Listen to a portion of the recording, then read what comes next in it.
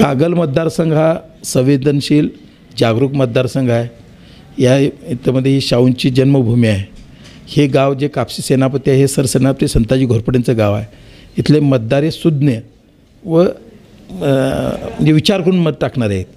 इतकी वर्षे मुश्रीफ साहेबांना एक अल्पसंख्याक असूनसुद्धा तो आम्हाला अल्पसंख्याक वाटत नाही, तो आमच्यातूनच वाटतो आहे। कारण का त्यांनी कामच असं केलं आहे, 6ला उठून दरवाजा उघडणार, स्वतः लाईन लागते। इतकी 25 वर्ष ते लोक आता टीका करतात की लाईन लागली, का लाईन लागते? तिथं काय ते सोल्युशन मिळतं आहे म्हणून। जर सोल्युशन मिळालं नाही तर तिथं लोक परत जाणार नाहीत। तिथं सोल्युशन आहे म्हणून ती लाईन लागते आणि त्या लोकांना सोल्युशन मिळतं आहे। ह्याच्यासाठी ती लाईन लागून आजही तागायत, म्हणजे इतकी 30 वर्ष झाली, आजही तुम्हाला लाईन दिसेल तिथं। आणि त्या लोकांची हसत चेहरे घेऊनच ती बाहेर पडतील। या पद्धतीने लोक आहेत की सांगायला लागत नाही। पुढारी ठीक आहे, पुढारी हे दंगा करणार, कालवा करणार चाललं आहे ना, परंतु जर लोकांना खालच्या विचारला तर 10 पैकी 8 लोक तुम्हाला कानात सांगतील मुश्रीफ।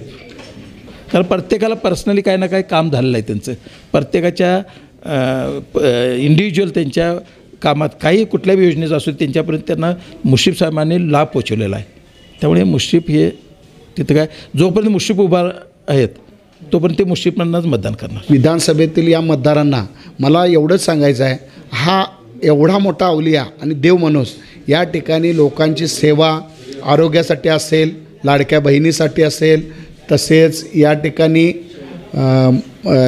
मला वाटते लाडक्या बहिणी योजना, श्रावणबाळ, संजय गांधी यासारख्या योजना, तसेच रस्ते, गटारी आणि देवदेवतांची मंदिरं या ठिकाणी यासारख्या देवदेवतांची मंदिरं जी यांचं जीवन स्मारक आणि जी वेगवेगळ्या समाजाचे सर्व समाजाचे असतील, मग आंबेडकर समाज असेल, तसेच मराठा समाज असेल, तसेच हिंदू असतील, मुस्लिम असतील, ह्या सर्व समाज घटकांनी सुधारण्यासाठी ने आपल्याबरोबर घेऊन काम करण्याची कुवत या मुश्रीफ साहेबांच्यामध्ये असल्यामुळे मंत्री हसन मियाँलाल मुश्रीफ यांच्या घड्याळ्या चिन्हावर लोकांनी मतदान करावं आणि लोकांनी बोगस मतानं या ठिकाणी निवडून द्यावं एवढंच। आणि ह्या मला सांगावंसं वाटतं आहे की या निवडणुकीच्यामध्ये की मतदान करताना 3 नंबरचं चिन्ह हे घड्याळ आहे आणि या घड्याळाच्या चिन्हावर आपल्या बहुमोल मताचा शिक्का म्हणून या श्रावणबाळाला निवडून द्यावं अशी मी अपेक्षा व्यक्त करतो।